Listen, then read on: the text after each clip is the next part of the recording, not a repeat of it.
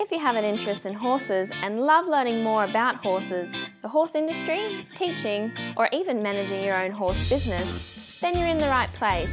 We would love you to join us on our mission, which is to improve the lives of horses around the world through the education of riders, handlers, and trainers. So get comfortable, listen in, and enjoy.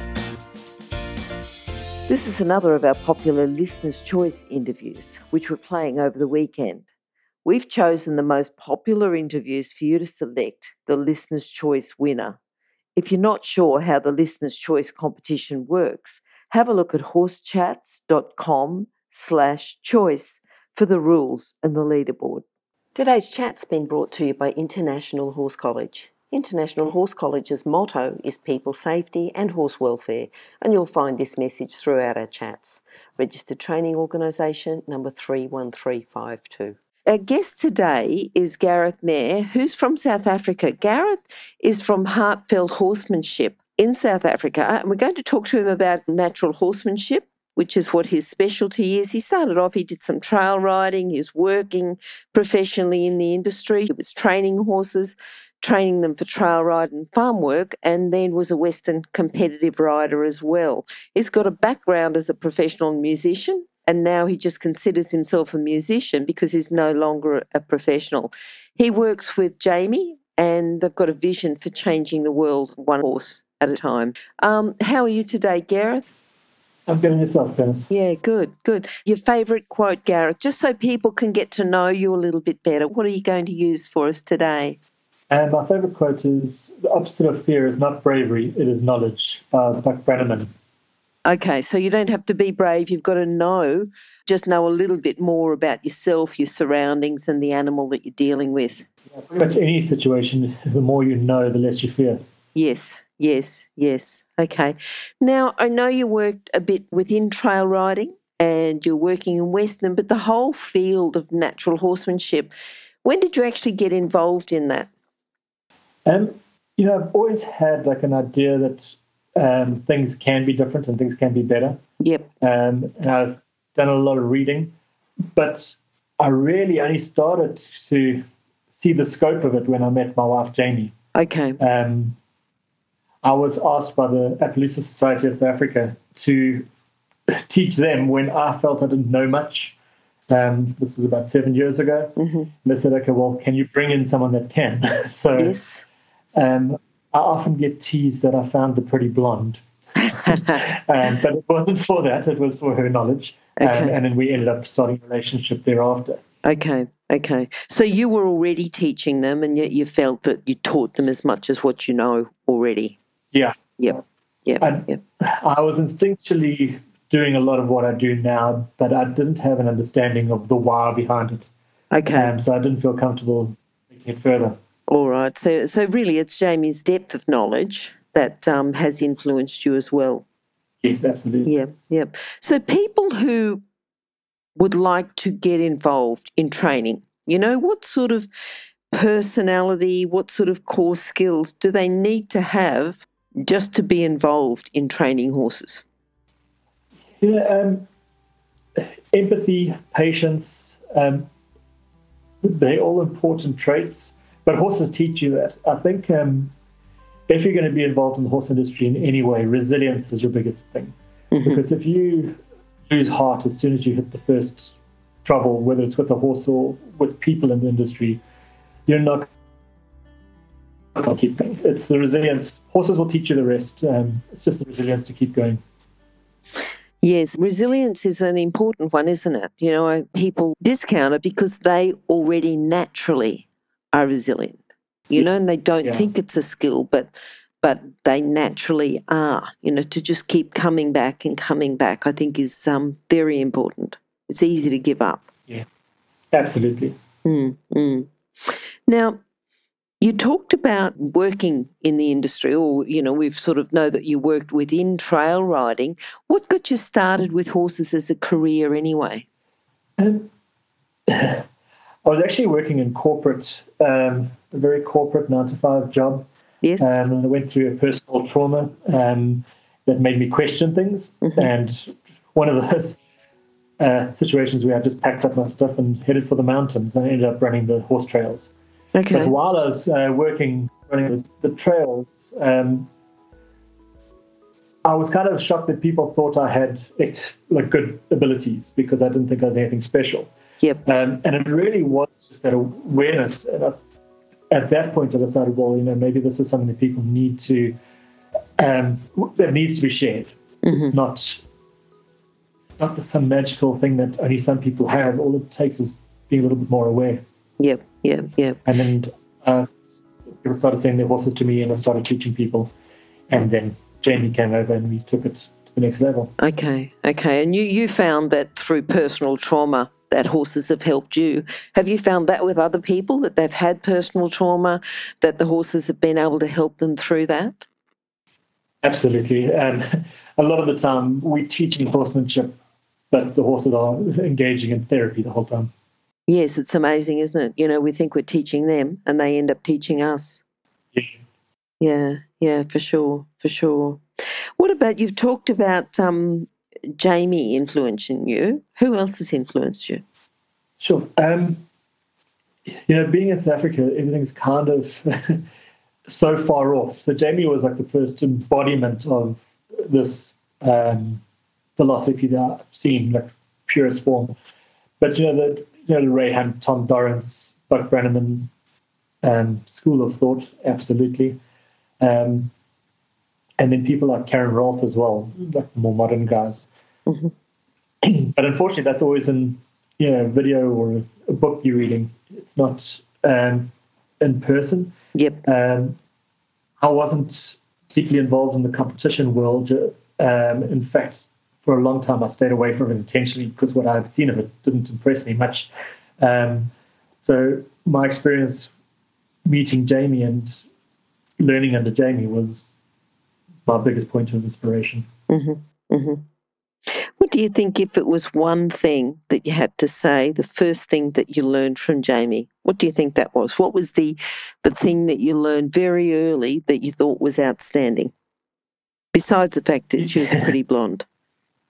Well, I actually thought about this a lot when you sent me the questions. Like, it wasn't, I don't even think it's anything that Jamie can put into words. So I think my biggest growth has come from, she has this completely different perspective that she doesn't put into words, and I don't think I can either. Every reaction she has with a horse has a kind of different feel to it. And I think my biggest growth has been trying to understand that unspoken aspect. So I suppose it's feel. What Tom Dorrance talks about is feel, and like you can't teach feel. Trying to watch it from the outside and understand it, I think that's the biggest thing that she's taught me. Yes, teaching feel, understanding it, explaining it, and people want it on a timeline. Yep. Today I want to learn feel. Tell me about, feel today. And it just doesn't happen like that. Yeah, and it's only once you achieve it that you understand how important it is, but how it's not something that is just taught in one lesson. Yeah. It's an introspective thing. It's not a tangible outward feeling. So watching someone else and striving for it is as good as you can get until it happens. Now, with your career as a musician, because being professional, you would have had, a fair bit of knowledge about that. How do you consider that to working with horses? What can you bring across from being a musician? What can you bring across into working with horses? Rhythm. Okay. I believe everything in horses' life is rhythm. When they're grazing in the fields in the herd, they actually graze in time, and that's kind of a signal from the herd that everything is safe. A trot or a canter in rhythm as a herd is a sign of danger. So I think understanding what rhythm means to horses and having an understanding of horses of rhythm separately does help being a little bit more consistent in how you teach and how you train as well. Yes, it's something that I don't think anyone's actually said before. The rhythm, I'm just thinking horses, if they're grazing, chewing, hanging around, and then all of a sudden it gets a bit fast, or just cantering around, and then all of a sudden there's a bit of a worry and a bit of a quickness about it becomes a problem.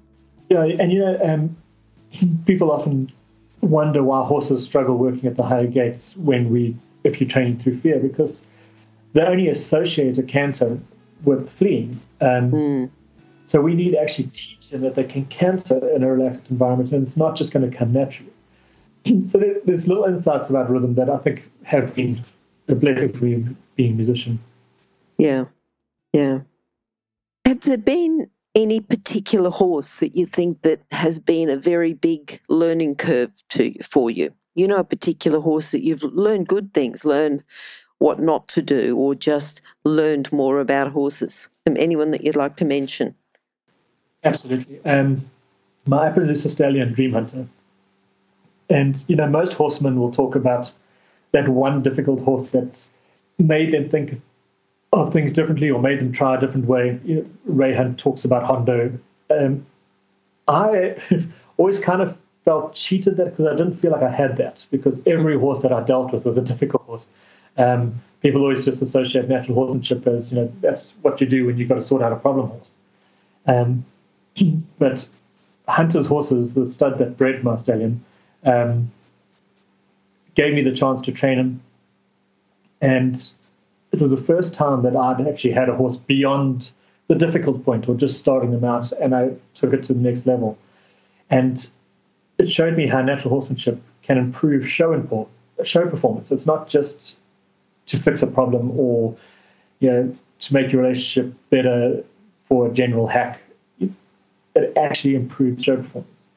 So the stuff that I learned from dealing with all those troubled horses ended up having me win at a national level against better riders than me, just from having that relationship and attention to a relaxed horse. And so he definitely took things to a different level. So it wasn't really that troubled horse that forced me to learn something different. It was the horse that showed me that what I had learned from those troubled horses has a bigger part to roll than I ever expected.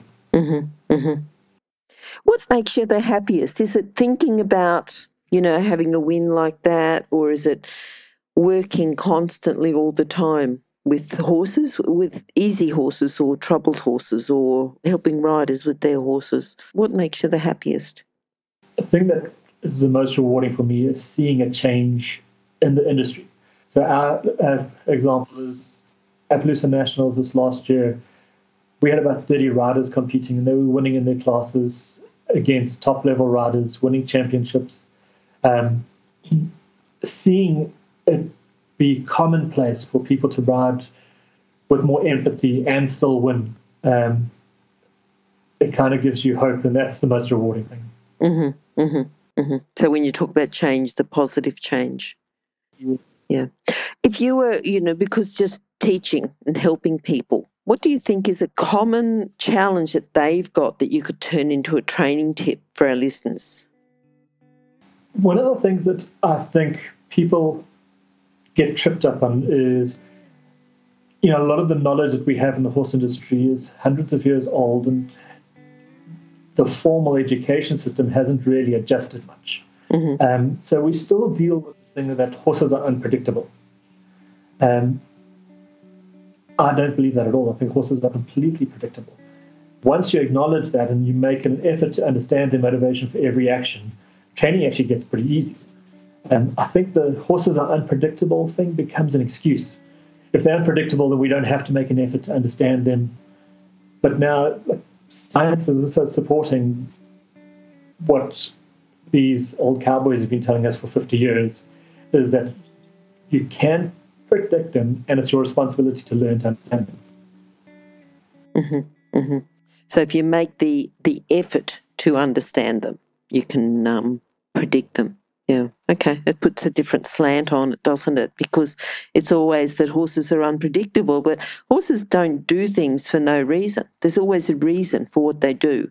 And it's if you don't understand the reason, it's very easy to say, oh, they did it for no reason. But once you become associated a lot more about horses, you realise that there really is a reason for everything, and horses act out of instinct. Absolutely. Mm.